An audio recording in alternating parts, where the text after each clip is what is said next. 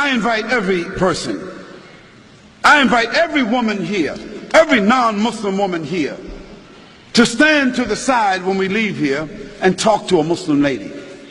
I mean, now, let's not ask Barbara Walters about how Muslim women feel. You know, let's not ask Tom Brokaw how Muslim women feel. Let's not ask CNN, ABC, Fox. Let's not ask the London Times or the Australian Times.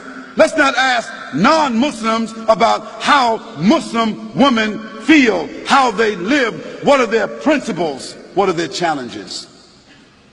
If you want to be fair, ask a Muslim woman.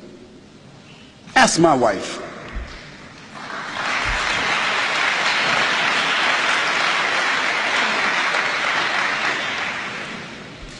Ask my mother.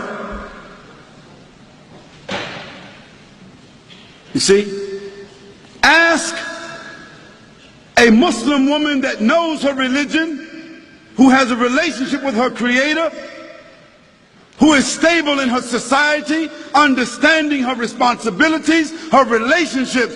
Ask her.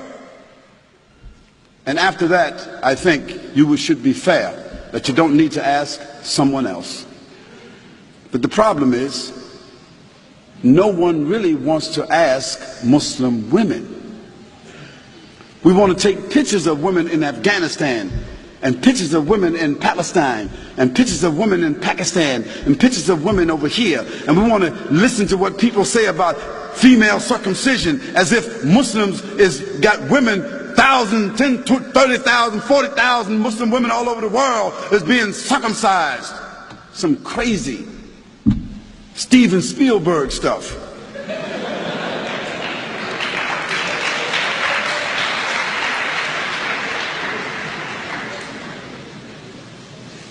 And let me give you a statistic that you should know about. If you take a quota in this room right here, I'll tell you this.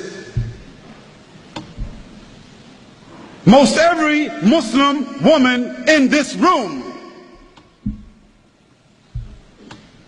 will be a college graduate, or is a college graduate, or is very intelligent and very much socially endowed. And within her family structure, we find that women control the wealth more so than men. Now, what does that say to you?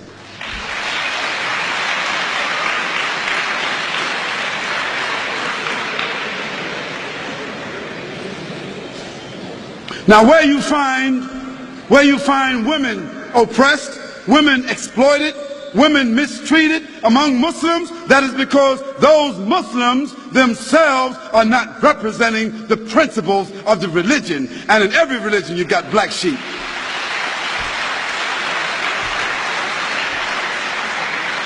But then again, you can't tell me that the 148,000 prostitutes that walk the streets in the UK, or the 76,000 prostitutes that walk the streets of Holland that have licenses to do so, you can't tell me that all these little young naked little girls walking around Australia with no clothes on, you can't tell me that they represent liberation.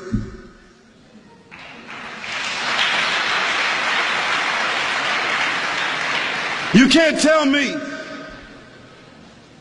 that the 2,350 abortions, murders that take place with these young women, you can't tell me that that represents sophistication. You can't tell me that that represents liberation. You can't tell me that a naked woman sitting on a chocolate bar, a naked woman selling everything, toothpaste, everything, you can't tell me that doesn't represent exploitation.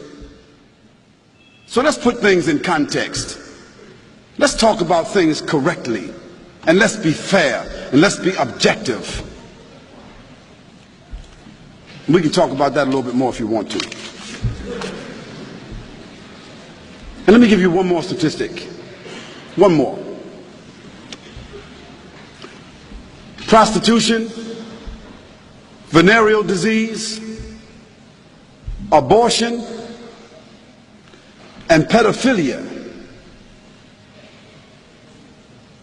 And this horrendous number of children being raped and kidnapped that exists in the Western world.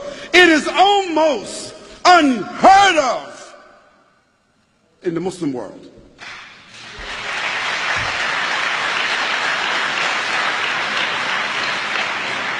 So I think that the statistics kind of like speak for themselves.